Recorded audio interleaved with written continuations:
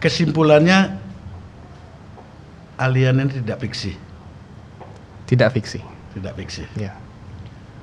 Bisa terbantahkan dengan teori? Sah-sah saja ya.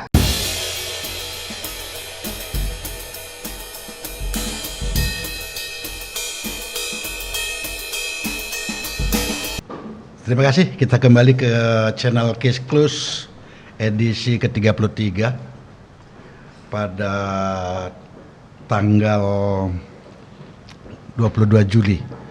Ini bertepatan dengan Hari Adiaksa. Tahun 2022, redaksi Case Close atas arahan tim kreatif seorang jurnalis kondang di Denpasar mengundang seorang narasumber yang kalau dilihat mungkin ini atau didengarkan netizen khususnya di Bali aneh. Beliau seorang anak muda yang lahir di Bali, tepatnya di Dharmasaba, guys ya. Ya. Di Dharmasaba pada tahun 1988. Beliau dilahirkan dengan nama Ida Bagus Arya Lawo Manuaba, berarti sorohnya ini keturunan Manuaba. Selamat sore, Gus. Enaknya panggilnya apa? Gus Arya aja. Gus Arya aja. Ya, Pak Man. Ya, Gus Arya ya. Ini Gus Arya menulis novel tahun 2018 yang fenomenal, dianggap fenomenal oleh publik. Ya, bukan novel sih itu. Buku ya. Buku yang topiknya bagi kebanyakan orang yang saya tahu ini boleh dikatakan langka. Ya, Artinya langka itu apa? Topiknya apa? Kok langka? Itu menyangkut alien, makhluk luar angkasa menurut para ilmuwan atau jurnalis-jurnalis atau jurnal-jurnal yang ada di dunia. Saya sering juga membaca di media sosial, bahkan di TV-TV sering dibicarakan dan dibahas. Dulu Kompas secara khusus juga pernah saya baca membahas soal UFO. Artinya perangkat atau alat yang dikatakan dipergunakan alien untuk terbang atau turun ke suatu tempat, entah itu dunia di mana, itu menjadi topik bahasan. Nah, kalau di dunia atau Amerika membicarakan itu mungkin bagi kebanyakan orang tidak awam orang. Tapi ini seorang penulis lokal orang Bali berbicara soal alien dan membuat bukunya. Ini saya mau tanyakan kepada Gus Lawo ini atau Gus Arya. Mengambil judul alien ini atau mengambil topik ini sebenarnya apa yang mengusik perasaan Anda untuk waktu itu menulis ini? Apakah karena punya fiksi sendiri atau punya visi sendiri untuk mensosialisasikan alien itu, atau ada daftar pustaka secara Hindu mungkin dalam Weda atau di mana?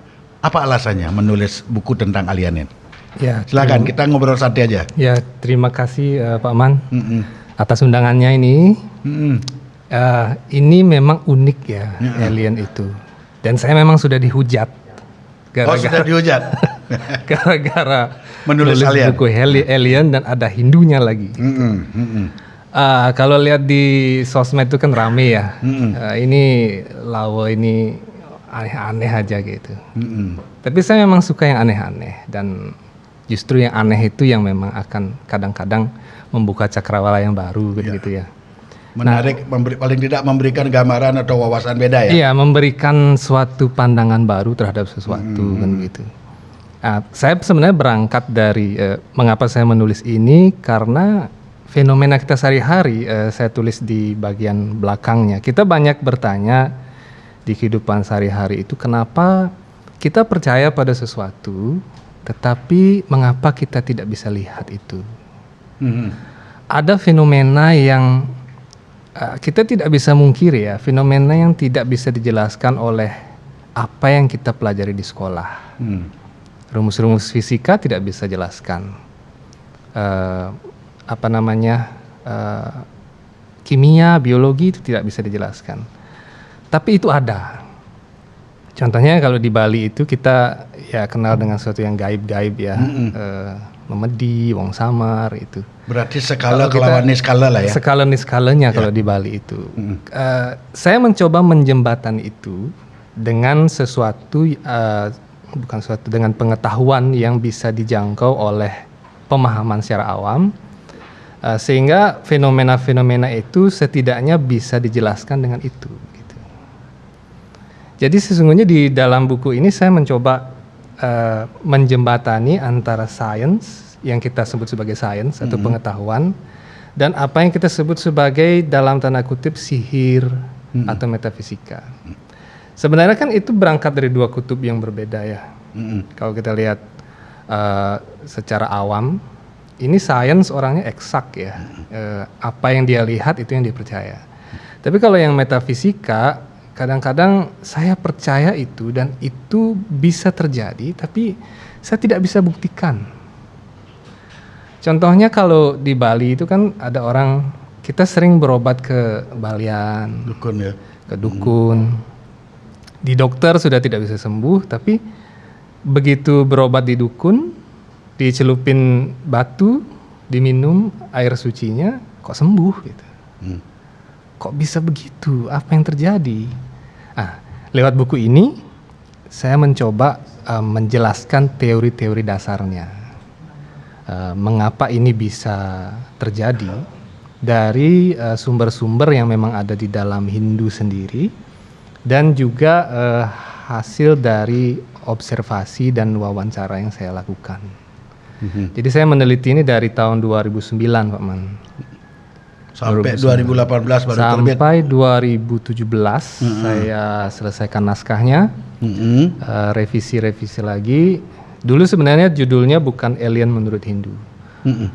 Ada yang mengatakan pada saya ini judulnya kurang menjual gitu. Kenapa nggak pakai Alien Menurut Hindu gitu aja? Karena saya kan gabung juga di Beta UFO Indonesia. Beta UFO Indonesia itu organisasi tempat kita ngumpul-ngumpul yang membicarakan tentang UFO dan alien UFO dan alien, sesuatu yang asing gitu ya. Jadi mereka berarti ini udah ada komunitasnya lah Pak Gus? Sudah nasional. Oh ya? Ya, jadi mereka lah yang mempelopori pemberitaan-pemberitaan di media, di Kompas yang seperti Pak Man sampaikan tadi. Itu dari Beta UFO Indonesia. Gitu. Dan mereka pada akhirnya bilang ini judulnya kurang menjual, diganti aja. Kalau dulu judulnya terlalu akademis katanya. Terus saya ganti yang populer lah, Alien Menurut Hindu, simpel kan. Banyak orang yang Alien menurut Hindu simpel tapi menarik. Karena dengan alien itu alien dan Hindu ini sebenarnya kalimat yang bagi orang Hindu sendiri, bagi saya sendiri kontradiktif sebenarnya. Alien, Hindu itu ajaran kan. Nah, bagus. Jangankan gitu, jangankan gitu Pak Man. Saya nyebut kata makhluk aja orang udah apa gitu. Ya, ketika kita menyebut makhluk, kalau kita lihat KBBI kan segala sesuatu yang biologis yang diciptakan bisa dilihat oleh mata sendiri. Ini kadang-kadang kan proof untuk real dari penglihatan setiap orang itu belum tentu. Iya. Kan begitu persoalannya. Sehingga disinilah sebenarnya uniknya itu. Ya, banyak orang yang juga nanya begini. Memang di Hindu itu ada alien ya? Kalau kita lihat di Hindu itu tidak ada kata aliennya. Nggak ada alien. Alien ini bahasa Inggris. Jadi yang menghujat saya itu berpikir bahwa alien itu matanya besar. Iya. Yang di film-film itu. Tapi saya waktu itu bilang alien itu kita harus lihat dulu definisinya apa. Jadi di bagian depan buku ini saya bilang Bapak atau Ibu belum pernah baca ya bukunya, makanya hujat duluan, lihat dari judulnya aja, kan belum baca kan? Saya jujur Gus ya, saya tidak berani menghujat karena saya melihat alien asli setiap hari ya. Istri saya namanya Alin. Sehingga bagi saya ini nyata, alien yang nyata yang saya lihat, cantik lagi gitu. Alien itu bahasa Inggris ya. Ya. Apapun yang hidup yang kita tidak tahu. Oh, misteri. Misteri, asing. Ya katakanlah fenomena. Mungkin kita lewat di satu jalan, ada sesuatu lewat. Oh, apaan tuh? Alien. Oh, Gitu. pemahaman meaning atau arti daripada alien itu, Arti semantiknya begitu. gitu ya. Iya. Segala sesuatu yang dianggap ada tapi tidak bisa dijelaskan atau dia menjadi misteri. Iya. That is alien. Jadi alien itu ada banyak ininya, ada banyak bagiannya. Mm-mm. Ada yang namanya terrestrial biological entity.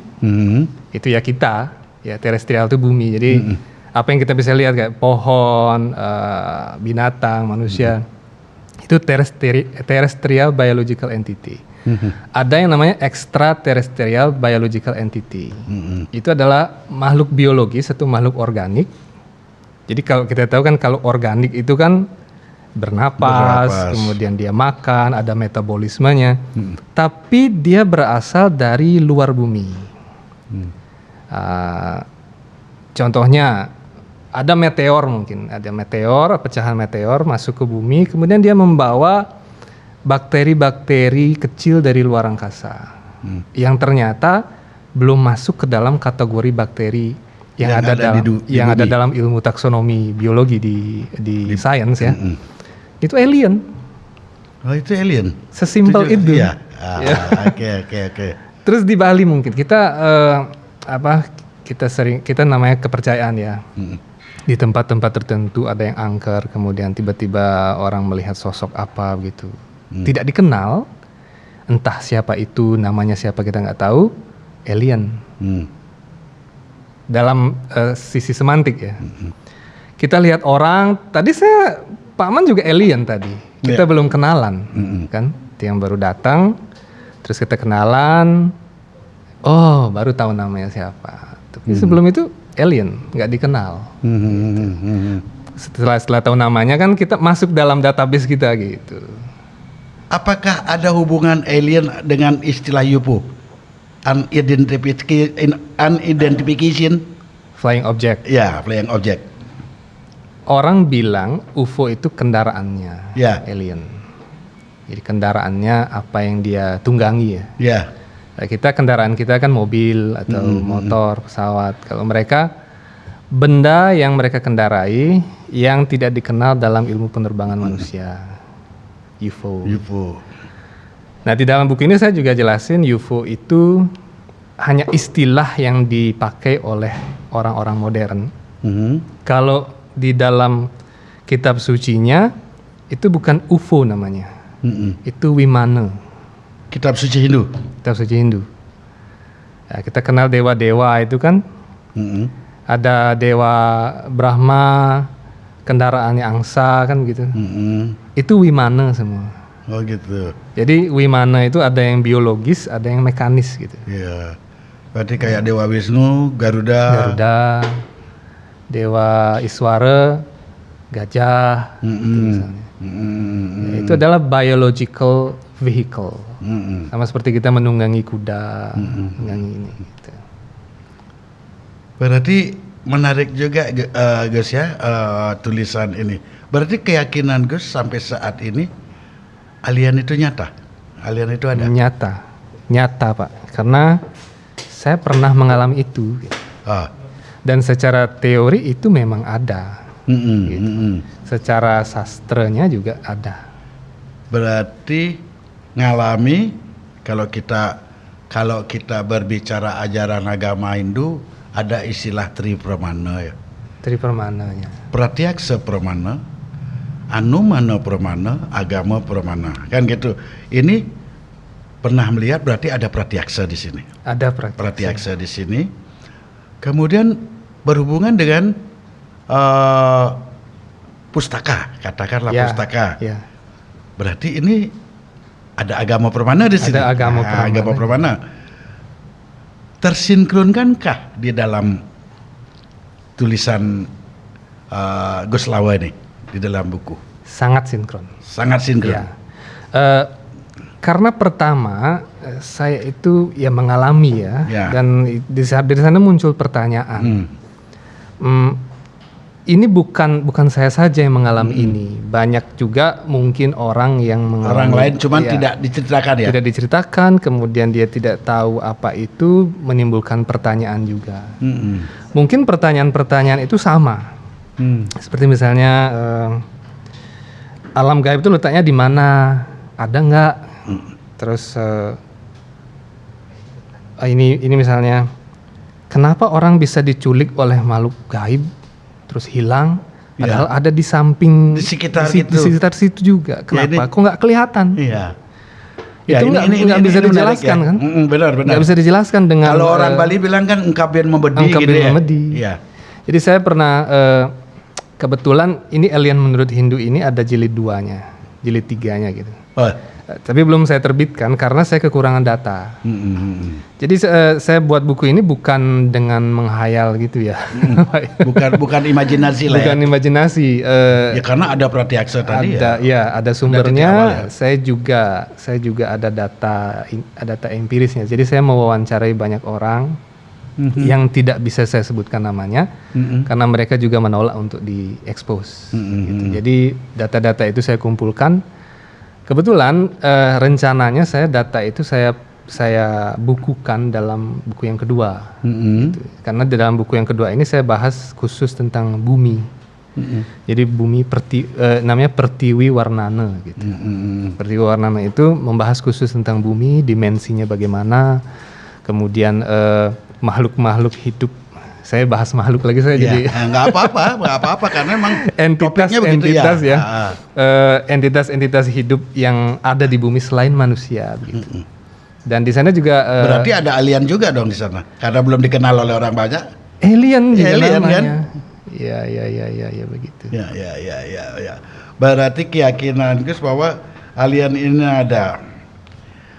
Tapi tetap menjadi misteri bagi publik kebanyakan ya. Ya. Bagaimana cara Gus menerjemahkan bahwa pernah ada Pratyaksa, pernah dikombinasikan dengan pustaka Hindu atau narasumber yang dapat dipercaya? Secara singkat seperti apa Gus menjelaskan di dalam buku itu? Saya pernah melihat beberapa fenomena kan gitu ya. Fenomena yang nggak bisa dijelaskan dengan akal sehat. Misalnya begini, di satu tempat entah dari mana datangnya tiba-tiba ada sesuatu yang besar gitu, makhluk yang besar, terus dia hilang. Gitu. Kemudian lihat cahaya juga sebesar bulan itu saya pernah. Waktu itu saya kan suka petualangan ke gunung-gunung gitu ya. Waktu itu dengan beberapa orang melihat itu cahaya itu besar, kemudian dia turun dan dia lenyap beberapa kali. Dari sana muncullah pertanyaan saya waktu itu. Dalam diri sendiri ya? Ya, ini nyata saya lihat, tetapi kok saya tidak bisa jelaskan. Akhirnya tahun 2009-2010, udah lama waktu saya kuliah waktu itu, saya coba cari-cari referensinya. Yang pertama saya cari itu adalah Jyotisa. Jyotisa itu ilmu perbintangan. Kemudian Jyotisa nggak ketemu karena dia bahas astronomi dan astrologi, horoskop. Ya, jadi nggak ada pembahasan tentang aliennya atau makhluk-makhluknya gitu. Saya balik ke Purana. Di Purana ada ternyata. Oh, di Purana itu sudah ada. Purana. Dan Purana-Purana ini diterjemahkan oleh leluhur kita jadi kekawin-kekawin. Itihasa Purana ini. Ya, salah satunya kekawin apa? Salah satunya saya pakai sumber itulah kekawin Mahabharata, Bharatayuddha. Oh ya. Kemudian lagi satu Ramayana. Di Ramayana itu dijelaskan Rahwana yang menculik Dewi Sita dengan menggunakan sejenis pesawat yang terbang. Kemudian dia menunjukkan kepada Sita, inilah kerajaanku. Kalau orang sering baca Ramayana pasti tahu bait itu ya. Itu terbang Rawananya. pakai pesawat, sejenis pesawat ya, itu disebut Wimana, ya, Wimana. Dan juga di sumber-sumber yang lain, sehingga dari sana saya mulai menemukan koneksi, dan akhirnya saya menemukan beberapa teks-teks yang kalau saya bisa katakan itu esoterik ya, jarang orang yang mau baca itu. Tapi di sana ketemu bahwa ternyata ada banyak sekali jenis makhluk hidup di alam semesta ini yang ada di luar bumi. Bahkan di bumi pun, di tempat kita tinggal, planet kita tinggal ini, sebenarnya kita hanya mampu mengeksplorasi 1/9 wilayahnya saja, wilayah dimensinya. Kan kecil sebenarnya. Jadi bumi yang kita lihat di Google sekarang di GPS ini hanya 1/9 saja dari dimensi yang sesungguhnya. Jadi ada di dalam teks namanya Bumi Warnana. Bumi Warnana itu artinya adalah cacah bumi gitu. Artinya penjelasan tentang bumi atau deskripsi tentang bumi. Itu ada teksnya. Di sana dijelaskan seperti itu. Dan memang entitas-entitas yang tinggal di sana itu sama seperti manusia, dijelaskan. Dia memiliki badan yang sama seperti manusia, tetapi umurnya panjang. Oh ya? Ya. Itu di lingkungan bumi atau di luar planet? Itu di bumi, masih di bumi. Di wilayah mana menurut pustaka yang Gus Lawa baca itu yang di mana? Kalau menurut Bumi Warnana itu ada di daerah di luar Bharatawarsha atau Bharatakanda. Bharatakanda itu adalah bumi tempat yang kita bisa lihat sekarang. Ya, kalau di dalam buku ini saya menyebutnya bumi 3 dimensi gitu. Karena kan kita hanya bisa melihat 3 dimensi. Yeah. Tapi begitu kita masuk ke bagian bumi yang lain itu, orang di sana atau manusia di sana tidak melihat 3 dimensi lagi, tapi 4 dimensi. Sehingga dia bisa menjangkau dimensi kita tidak bisa jangkau dimensi mereka. Nah, begitu. Apakah ini juga berkaitan dengan alien itu sendiri? Ya. Dia mempunyai dimensi yang lebih luas daripada manusia yang ada di bumi ini? Dia memiliki dimensi yang lebih tinggi. Ya, lebih tinggi atau lebih luas, lebih tinggi ya? Iya. Apa seperti itu Mas saja? Ya, tepat sekali. Jadi misalnya seperti kertas ini, dia kan punya 2 dimensi. Dimensi lebar, dimensi panjang, itu aja dia punya. Dan kertas ini tinggal di meja ini. Ini alamnya dia. Lebih luas dari alamnya daripada dimensinya kertasnya. dia kan? Jadi ini dimensinya dia. Dia hanya bisa bergerak begini. Tapi ketika ini misalnya kertas A, kertas B. Ini makhluk A, makhluk B gitu. Ketika makhluk B-nya saya tarik, makhluk A ini nggak bisa lihat temennya, padahal temennya dekat di sini. Karena dia beda dimensi. Ini dimensinya udah nggak nyentuh. Ketika si B ini turun lagi ke dimensinya, baru si A ini bisa lihat kawannya. Padahal dekat jaraknya. Begitu juga kita di dimensi ketiga ini, manusia ini. Sedangkan entitas lain itu walaupun tinggal sebelahan dengan kita, dia di dimensi keempat. Sehingga ditarik aja kita sedikit ke dimensinya dia, kita udah nggak kelihatan. Padahal kita di samping teman kita yang nyari kita. Iya. Itu fenomena angkebin memedi. Ini bagi saya juga menarik guys ya. Kita berbicara dimensi tadi. Kalau kita bergeser dari dimensi tertentu, ada yang mampu melihat dari dimensi yang lebih tinggi, mungkin mampu melihat dimensi yang lebih rendah. Tapi yang lebih rendah belum tentu bisa melihat dimensi yang lebih tinggi, kan seperti itu kesimpulannya. Bagaimana menurut Gus kaitannya dengan kemampuan atau ilmu yang menurut orang Bali ada, yang kita lihat ketahui atau sering disebut dengan desti atau penglihatan? Apakah perbedaan dimensi ini karena memang dia ada di alam yang beda? Sehingga kan sering orang ngomong, ada kini itu, atau ada orang ngerain.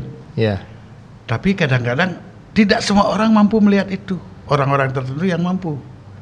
Apakah begitu maksud kata dimensi tadi, guys? Secara fisika bisa disebut demikian, Pak Man. Oh, ya. Secara fisika ya. Secara fisika, karena kan saya memakai istilah fisika di sini. Beberapa istilah fisika. Jadi seperti arah, derajat, dimensi, itu kan istilah fisika matematika ya. Kalau secara istilah itu adalah fenomena lintas dimensi. Oh gitu. Ya. Berarti apakah ini juga merupakan salah satu diksionari atau daftar pustaka yang dipergunakan dalam penyusunan buku ini? Iya. Ya. Iya. Salah satunya adalah itu. Luar biasa menariknya guys ini sebenarnya. Kalaupun kita bahas ini sebulan sebenarnya tidak akan pernah terselesaikan. Tidak akan habis. Karena pertama secara fisik saya lihat buku ini tebal ya. Kedua sudah pasti banyak dari angle-angle yang berbeda dan saya yakin akan kontradiktif. Iya. Karena banyak yang orang akan selalu mengatakan bertentangan dengan rasio, bertentangan dengan penglihatan publik dan lain sebagainya. Tapi ini sebuah karya menurut saya akui unik. Karena kan tidak semua orang melihat secara pratyaksa ya. Ya. Untuk itulah karena kadang-kadang kita tidak bisa melihat secara pratyaksa, argumen itu diperlukan. Untuk menjelaskan pratyaksa pramana ini ya, penglihatan nyata dari orang untuk diberitahukan kepada orang lain, kan begitu maksudnya? Ya, ada anumana, ya, ada agamanya. Agama pramana ya. Gitu. Luar biasa guys, luar biasa. Ya, jadi berangkat dari itu Pak Man. Jadi ya. Dari tahun 2009 ya. Bahkan kemarin ini saya promo kemarin, bukan promo sih. Saya perkenalkan gitu. Kalau saya bilang promo juga rasanya kok komersil sekali. Karena tujuan saya membuat buku ini bukan komersil sebenarnya. Oh, pemahaman ya? Saya ingin menjawab pertanyaan saya sendiri. Oke. Bukan untuk menggurui orang, bukan untuk sok pinter gitu, enggak. Karena saya berangkat dari rasa ingin tahu saya sendiri. Kemudian saya perkenalkan, ini saya punya buku aneh. Ya. Begitu. Dan sempat ditolak penerbit juga beberapa ini karena judulnya aneh. Oh ya? Iya. Ini penerbitnya di mana, guys? Kebetulan saya self publishing. Oh ya? Self publishing, saya direct market saja. Saya langsung saja sebar gitu. Oke. Dan kemarin juga pernah dibedah oleh akademisi dari UHN. Kemudian sempat juga saya mau diundang ke Jakarta, tapi karena COVID, tapi akhirnya batal. 2020 ya? 2020. Ada profesor yang baca ini dari Jakarta, profesor agama Hindu. Saya tidak sebutkan namanya. Jadi beliau bilang ini belum ada nih buku begini. Ya, bukan saya sombong tuh gimana. Ini belum ada belum ada akademisi Hindu yang bisa menulis buku seperti ini. Ini komprehensif dan ini udah levelnya level profesor, dia bilang begitu. Tapi saya bilang ya saya tidak bermaksud untuk seperti itu, Prof. Saya katakan begitu.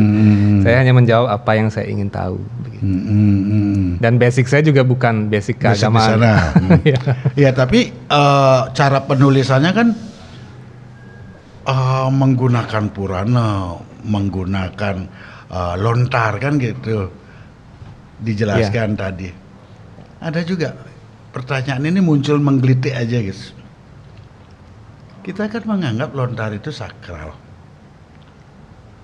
atau Purana itu boleh sering disebutkan sing dito gitu, tidak boleh karena ini atau dengan sebuah prosesi.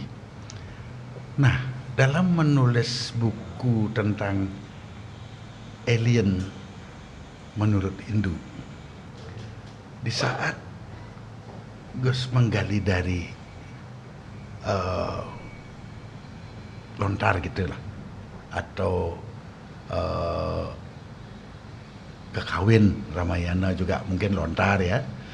Apakah ada ritual khusus mohon kepada leluhur atau mohon kepada siapa yang menciptakan lontar itu? Ada nggak khusus? Pasti itu. Ada. Ya. Saya waktu itu biasanya kalau saya mau menulis itu, saya pergi ke pura kawitan saya. Di mana? Di Manuabe. Yang ini, yang di Gentong. Di desa Kenran ya namanya ya. Iya, Gentong dah alat Gentong itu. Galang. Ya. Pura Sakti Manuabe. Ya, Pura Sakti Manuabe. Itu saya selalu datang ke sana.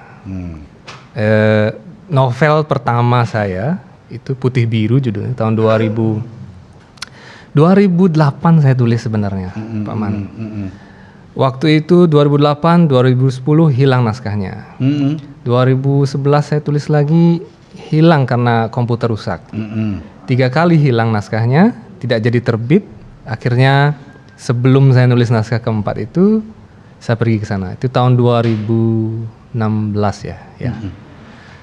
Biasa kan saya suka alam soalnya. Di sana di pura itu di bagian utama mandalanya itu, di belakang pelingnya itu ada pohon besar. Ya. Eh, Timbul. Ya, timbul, ada beringin dan segala macam, itu jadi satu. Itu bagus sekali auranya ya di sana. Saya juga punya historis di sana. Iya, Tapi iya, iya. silakan. Jadi Fenomena historis. saya selalu dapat inspirasi di situ, di pohon itu.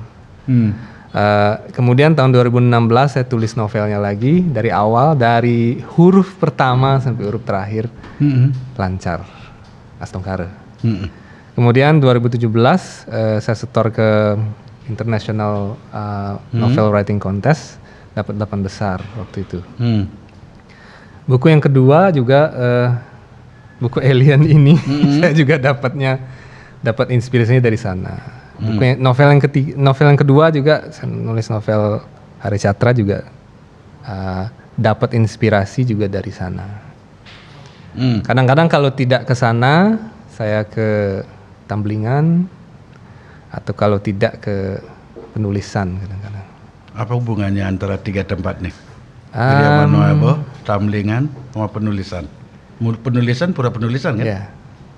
Penulisan itu pura Apakah yang karena diartikan secara harfiah bahwa pura penulisan itu untuk menulis? barangkali. Iya.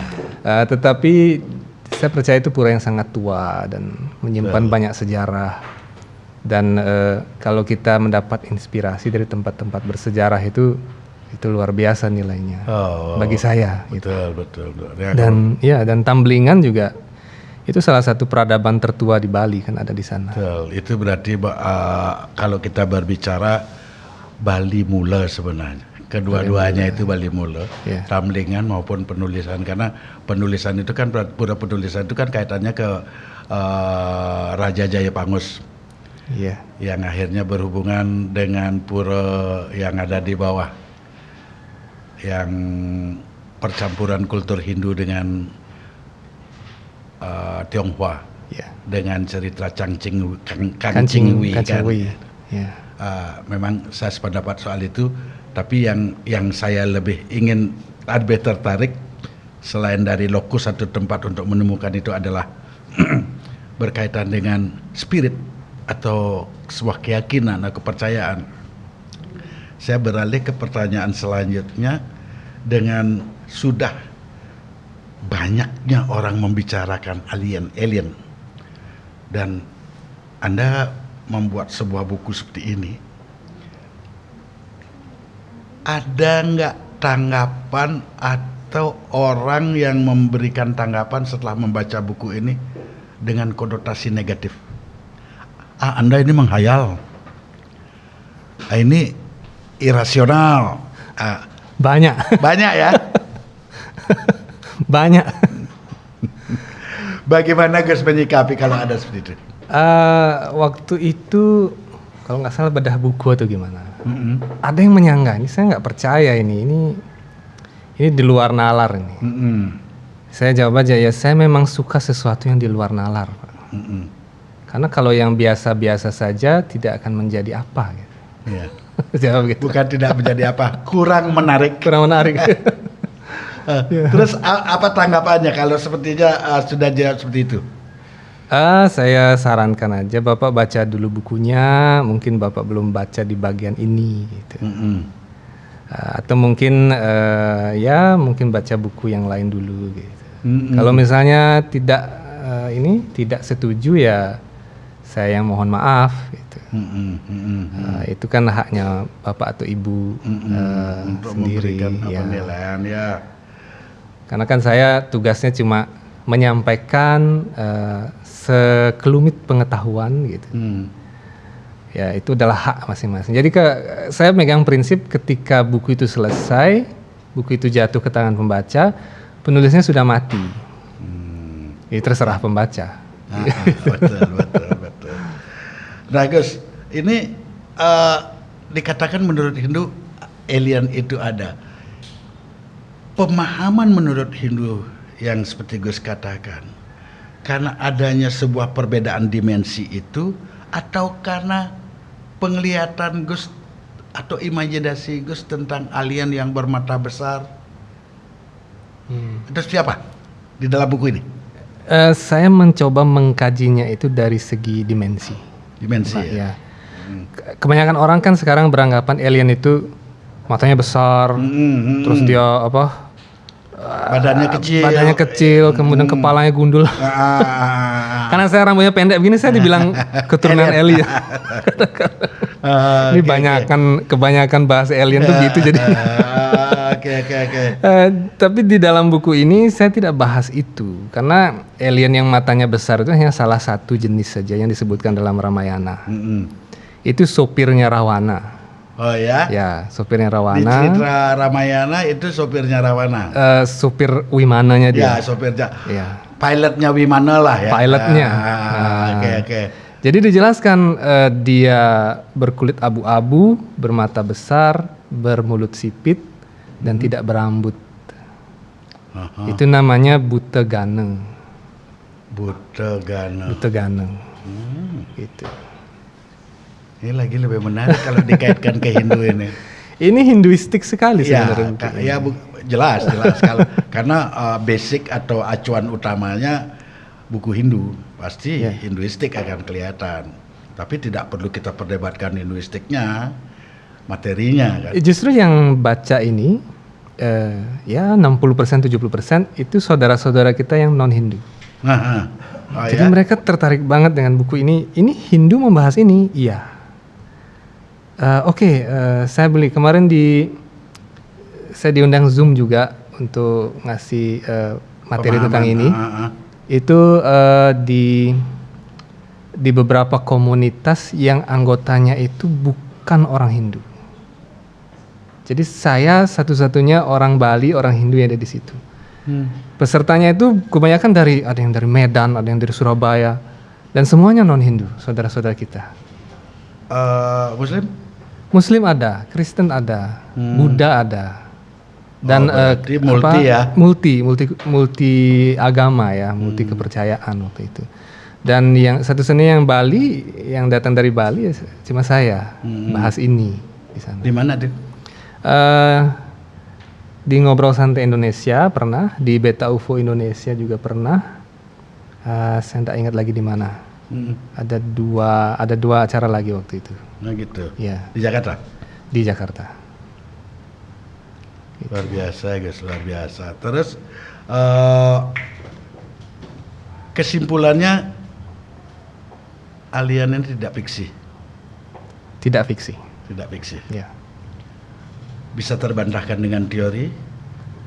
Sah-sah saja ya. Ya itu memang harus ya. Dari segi akademik kan buku itu kalau ada buku ya mesti harus ada bantahannya, gitu. Harus ada counternya begitu. Dari sekian buku yang Gus pakai daftar pustaka atau dictionary untuk menulis ini, yang paling spesifik membicarakan entitas, membicarakan semacam alien ini, Londar apa? Ramayana. Hanya Ramayana. Bharatayuddha. Kemudian Purana. Jadi Purana itu kan ada 18. Mm-mm. Purana yang Maha Purana itu 18. Upa Purana itu 20. Jadi di dalam Purana yang 18 ini pasti ada penjelasan tentang alam semesta. Pasti. Karena ada 5 ciri utama kitab Purana itu. Salah satunya membahas alam semesta. Nomor 2 membahas penciptaan. Nomor 3 ini membahas tata administrasi di alam semesta ini. Jadi kita tahu ada dewa namanya, ada betara, kemudian ada yang namanya pitra atau leluhur, ada yang namanya yaksa, Yaksi. yaksa-yaksi, ada namanya widyadara, widyadari, ada yang namanya asura, raksasa. Itu ada tempatnya di mana gitu. Berarti apakah ini berkaitan dengan kitab dalam Hindu kita sebut dengan Saptaptala Loka? Ya. Buana Kosa juga. Ya, artinya ada tataran bumi lah. Kan kalau kita bilang Saptaloka ya 7 lapisan bumi. Apa itu maksudnya yang menguni dalam kaitan penjelasan tadi? Ya, ya. Itu ya. Itu. Jadi kita tahu yang Burloka, Buarloka, Buarloka, Swahloka, nah, itu adalah terminologi Sanskertanya, gitu. Kalau terminologi modernnya kita mengenai yang namanya orbit, ada yang namanya tata surya, ada yang namanya cluster planet, ada yang namanya galaksi begitu. Nah, kalau kita sandingkan dengan terminologi Vedic atau terminologi Hindu itu ada yang namanya Saptapatala, ada yang namanya Saptaloka, begitu. Oh, berarti hasil bacaan Gus itu antara Saptaloka dengan Saptapatala itu beda? Berbeda. Beda? Ya. Di mana, Gus? Saptapatala itu ada di bawah bumi. Saptaloka ada di atas. Di atas. Bumi. Itu secara harfiah, Pak Nggih. Karena kita bisa lihat terminologi ini dari 3 sudut pandang. Sudut pandang pertama itu sudut pandang geografis namanya. Yang kedua itu sudut pandang astronomis. Yang ketiga sudut pandang kosmologis namanya. Kalau dari segi geografis, Saptapatala dan Saptaloka itu adalah lapisan bumi ke bawah. Itu kan ada litosfer gitu ya. Saya nggak hafal itu geografi. Saptaloka itu lapisan atmosfer ke atas. Itu dari segi geografi. Berarti kalau kita kaitkan dengan ajaran Hindu, ini artinya yang Saptapatala itu berkaitan dengan pertiwi, Saptaloka berkaitan dengan akasa. Ya. Kurang lebih begitu ya? Ya, itu dari sisi geografis, Pak. Ya, dari sisi. Nah, tadi kan saya jelaskan ada geografisnya, ada astronomisnya, ada kosmologisnya. Kalau dari tataran astronomis, yang dimaksud Saptapatala itu adalah derajat lintang minus dari ekliptik. Wih, keren banget nih. Keren. Derajat Tapi lintang minus dari ekliptik. Istilah begini, tim Kesklus kayak wartawan tuh pasti menarik. Jadi petala itu kalau kita lihat astronomisnya, itu belahan langit selatan. Oh, lintang selatan. Ya. Kalau dia Saptalokanya di belahan langit utara. Lintang utara. Secara astronomis. Jadi yang dipakai patokan itu ekliptik. Ekliptik itu jalur edar matahari tahunan.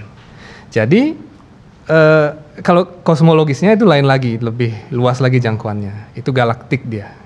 Ya. Jadi secara teorinya begini. Kalau kita mau masuk ke patala itu, tidak semata-mata kita masuk ke dalam bumi itu. Misalnya seperti beberapa narasumber yang saya sempat wawancari, kalau ketika mereka itu saksi atau mereka itu adalah orang yang pernah masuk ke dimensinya gamang ya. Mereka tidak mau diwawancari langsung, jadi saya kasih kuesioner. Mereka menjelaskan fenomena yang sama di beberapa kabupaten yang ada. Saya ada narasumber di Bangli, di Klungkung, di Buleleng, di Tabanan. Mereka menyebut fenomena yang sama. Di sana tidak ada siang dan malam. Di tempat itu, di tempat mereka pernah diculik itu. Jadi itu kan sebenarnya di dunianya Memedi itu. iya. Di dunianya. Jadi kalau kita lihat ke sumber sastranya, itu ada di Atala Loka namanya. Ya, berarti di bawah Di bawah. di bawah permukaan bumi. Tidak semata-mata tempat itu kita masuk ke dalam tanah gitu. Mm-mm. Jadi masuk shifting dimensi jadinya. Oh, that's it gitu ya. Dari konsep geografis tadi Mm-mm. ke astronomis jadinya. Hmm. Begitu. Masuk ke portal dimensi dia. Aha. Bisa saja itu planet yang berbeda Ya. dalam tataran astronomis, tapi secara geografis orang melihatnya dia masuk ke goa. Ya, Gitu. Oh gitu ya. Padahal itu tempat yang lain. Gitu. Bisa aja tempat yang lain Iya. ya. Sehingga ada nggak dari wawancara yang pernah Gus lakukan terhadap orang-orang yang mengalami itu atau narsum yang tidak ini menyatakan bahwa di dunia itu atau di alam itu bahwa orang asing yang masuk ke sana tidak bisa berbicara kepada setiap orang yang ada di sana. Beberapa ya, mereka mengatakan mereka itu dikasih semacam makanan. Mm-mm. Setelah mereka makan itu, mereka ngerti Mm-mm. bahasanya, Oh, gitu. baru setelah makan itu baru Setelah ngerti. makan itu atau dikasih minum atau makan ya, Eh, baru mereka ngerti apa yang mereka bilang. apa yang menjadi entitas itu komunikasinya? bilang. Ya. Ya, komunikasinya. Gitu. Ada juga yang mengatakan begini, kita bahasa apa saja dia ngerti gitu. Mau kita bahasa Inggris, dia bahasa Inggris juga. Kita bahasa Indonesia, dia bahasa Indonesia juga gitu. Jadi saya sebagai observer, kan saya tidak boleh mencampur itu ya. Jadi saya hanya mencatat saja dan menyampaikan itu. Gitu. Itu yang mereka nyatakan. Gus merasakan ini sebuah tantangan betul dalam membuat buku ini ya? Sangat Pak Man. Sangat Iya, ya? sangat. Karena waduh, cari narasumber itu susahnya minta ampun. Betul. Dan kalaupun ada tidak sembarangan mau. Tidak terekspos, tidak mau. Tidak mengekspos. mau mereka tidak mau mengekspos Jadi diri. dari sana saya tahu bahwa ini ada di YouTube kan biasa ada kita bertemu dengan makhluk ini. Ini kayaknya settingan. Karena kalau emang benar-benar orang yang bisa itu dia seperti tidak itu, mau ngomong. tidak mau. Betul. Disitulah sebenarnya orang Bali menyebut tenget atau pingit sebenarnya. Orang tidak mau mengeksplor yang begitu. Jadi saya juga tidak menyebut nama mereka di situ. Saya hanya menyebut narasumber A, narasumber B begitu. Luar biasa Gus. Ini seperti yang saya katakan tadi, kalau Bu ini kita bahas mungkin 3 bulan pun tidak selesai, tapi setidak-tidaknya ada pembukaan awal, pemberian atau pemahaman baru tentang apa yang kita bahas, entah itu dengan sebutan alien dalam paham dunia ataupun alien seperti pemahaman Hindu yang kita katakan tadi, ada perbedaan entitas, ada perbedaan positioning bumi atau alam mereka yang kadang-kadang mereka bisa melihat kita tapi kita tidak bisa melihat dia. Itu kan karena perbedaan. Sebenarnya sangat menarik Gus Lawa ini.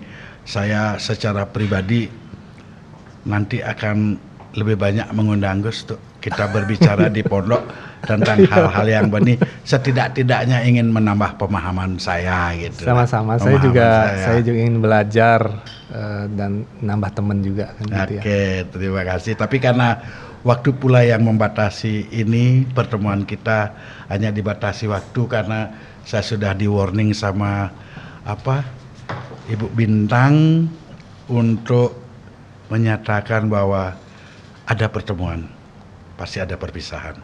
Semuanya itu dibatasi oleh waktu. Kalau orang Bali bilang waneng. Terima kasih Gus atas kesempatan hadir di Kisklus. Semoga podcast ini bermanfaat bagi pemirsa atau netizen di channel YouTube kami di Kisklus. Kata lain yang saya ingin ucapkan sekali lagi, terima kasih dan saya tutup dengan Prama Santi. Om Santi, Santi, Santi. Om Santi, Santi, Santi, Om.